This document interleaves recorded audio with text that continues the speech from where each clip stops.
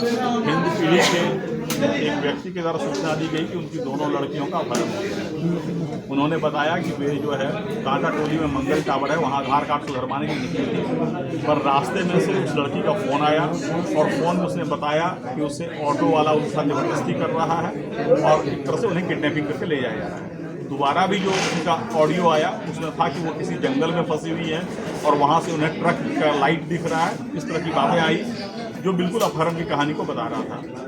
इस बात पर जो है एक SIT CPSP के नेतृत्व में मैंने गठित किया, जिसमें कोतवाली DSP, CP DSP, हमारे तकनीकी सेल के पदाधिकारी और बहुत सारे ऑफिसर, जिसमें हिंद पीढ़ी के पदाधिकारी और अन्य थाना के पदाधिकारी शामिल थे। और पूरी टीम ने बड़ी मेहनत और लगन से रात भर जो है जंगल, पहाड़, जो भी संभावित लोकेशन थे उसको सर्च किया।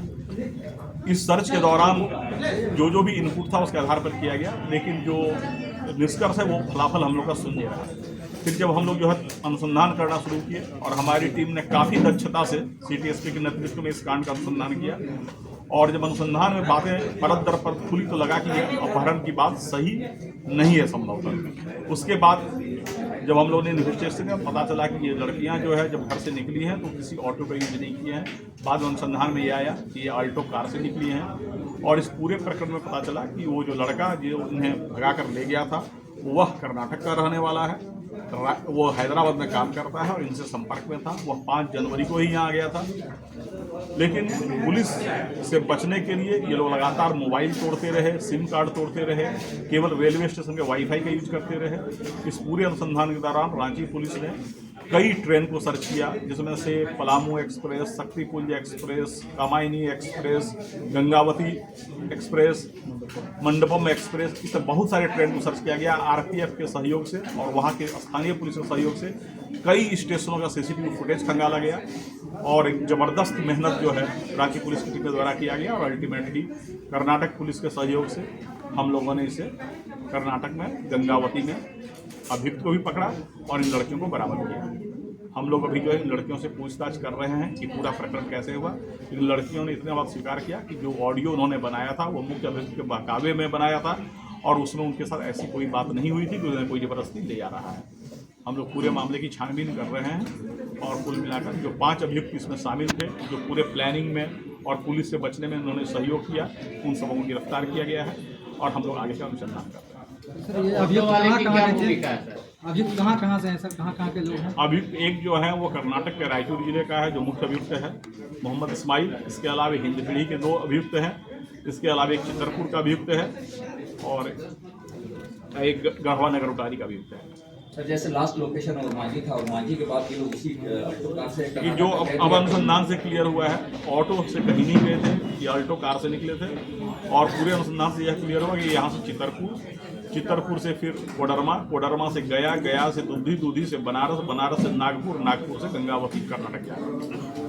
तो लड़कियां जब अभी मन से निकली तो आखिर इससे किडनैपिंग का शक क्यों दिया गया? नहीं, अभी जो है लड़कियां मन से निकली है या वो किसी दुष्प्रभाव में बोल रही हैं, जब तक लड़कियों को हम लोग काउंसलिंग करके उन्हें परफेक्ट नॉर्मल कंडीशन में नहीं ले आए तब तक कुछ भी कहना प्रीमेच्योर होगा।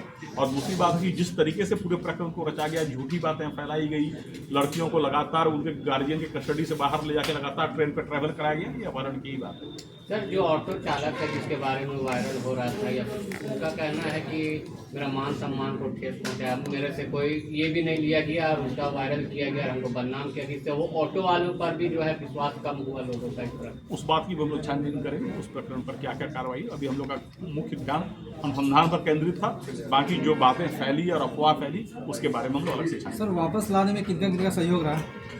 वापस लाने में हमारी SIT की टीम वहाँ गई थी, और मामले की गंभीरता को देखते हुए हमने पूरी SIT को एरोप्लेन से कर्नाटक भेजा, और पूरे अभियुक्त और जो लड़कियां बरामद उन सबको हम लोग एरोप्लेन से लाए ताकि मामले में कोई विलम्ब न हो, क्योंकि बहुत तरह की भ्रांतियां फैल रही थी और शहर में एक तरह का अलग तरह का वातावरण पैदा हो रहा है। जिस तरह से ये लोग सोची समझी ये प्लानिंग के तहत ये तारीख हुई है, पुलिस को गुमराह किया गया, गार्जियन को गुमराह किया गया, उसके लिए भी कानूनी प्रावधान है, और वैसा लगे तो हम लोग कानूनी प्रावधान के तहत उसमें कार्रवाई करेंगे। सर राज्य के मुख्यमंत्री हेमंत सोरेन इसमें संज्ञान लिए।